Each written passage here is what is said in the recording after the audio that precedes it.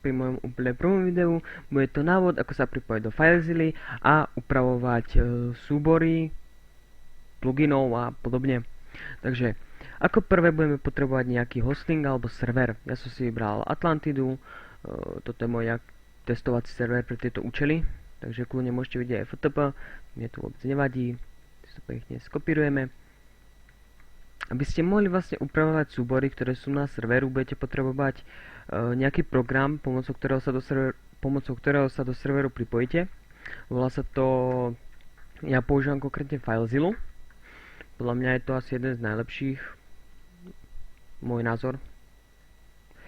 Tak, teraz sa pripojíme. Super. Takže sme v serveru, pekne pripojený. Ako druhý program budeme potrebovať Notepad++, ten je tiež podľa mňa ako najlepší na opravu tých súborov, ako napríklad, ja neviem, Pokédiml a tak ďalej. To by bolo asi všetko k pripojeniu a tak. Teraz by som najradšej vysvetlil, čo je v Server Properties, všetko v ňom.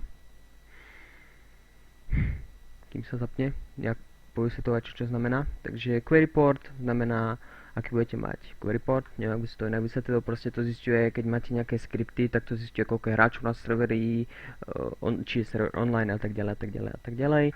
Server name asi nemusí vysvetľovať, generator settings, to je pre tých už, jak by si to povedal, tých zdatnejších. Tam si môžete nastaviť napríklad flat world, že bude mať, ja neviem, na spodku nebude mať bedrock, ale ja neviem, lávu a tak ďalej a tak ďalej a tak ďalej. First game mode, či sa automaticky sa mi zdá, že vypína game mode. Allow nether, povolenie netheru, game mode 0, keď sa pripojíte na serveru, tak budete mať automaticky game mode 0 alebo survival, keby ste tam dali 1, tak automaticky máte creative a tak ďalej. Enable query, to je povolenie query portu, to je tu hore, tak, tu hore.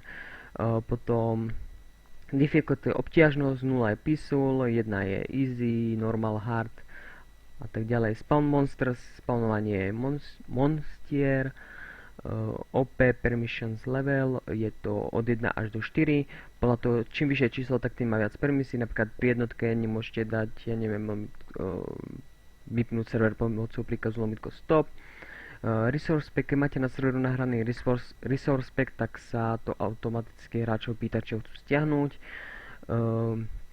Announce player achievements, to je, keď hráč dosiahne nejaký achievement, takže či mu ho bude písať v čete, že dosiahol ten a ten achievement, proste to je tá odrhovačka. Potom PvP, nemusím asi vysvetľovať, zapnutie, vypnutie. Level type, to znamená, ako sa bude generovať svet, či bude flat, default, large biomes a tak ďalej.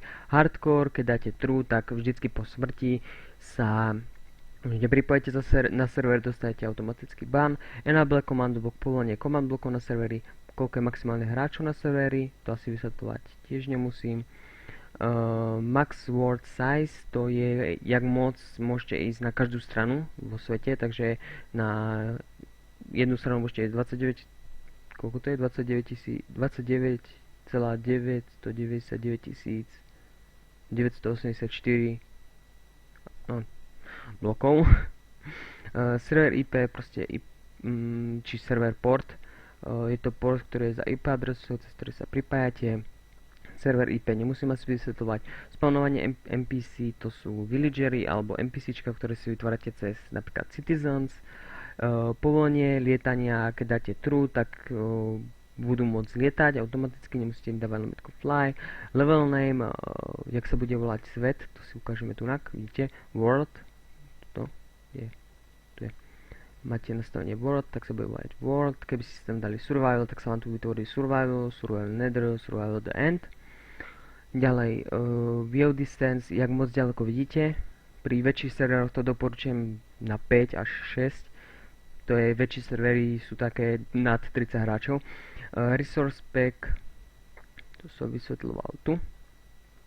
Potom spawnovanie zvieratiek, whitelist je, či sa môžu pripojiť hráči, alebo že musia byť tí hráči na whiteliste, aby sa mohli pripojiť. Potom generate structures, no ja som proste English level OP. či sa budú generovať, ja neviem, opustené doly, village vesnice a podobne. Online mód, zapnutie, vypnutie, potom do jakej výšky môžete maximálne stavať, level seed si tam môžete nejaký dať, ja neviem, napríklad gamer, príklad, tak sa vám potom bude podľa toho seedu generovať svet. Väčšinou to je nejaké, ja neviem, 500 tisíc, neviem koľko čísel, alebo minusiek. Tak Enable Aircon to je väčšinou, väčšina ľudí to nepoužíva, alebo skoro nikto to nepoužíva. MOTD je, jaký bude názov serveru v Minecrafte, keď si ho pridáte. A to bude asi všetko. Čo by som ešte také vysvetlil? No tak to bude asi všetko, potom už len iba by som vysvetloval pluginy, keby niekto chcel, že ako sa nastavujú alebo podobne. Takže vidíme sa u ďalšieho videa, ak bude nejaký záujem. Majte sa.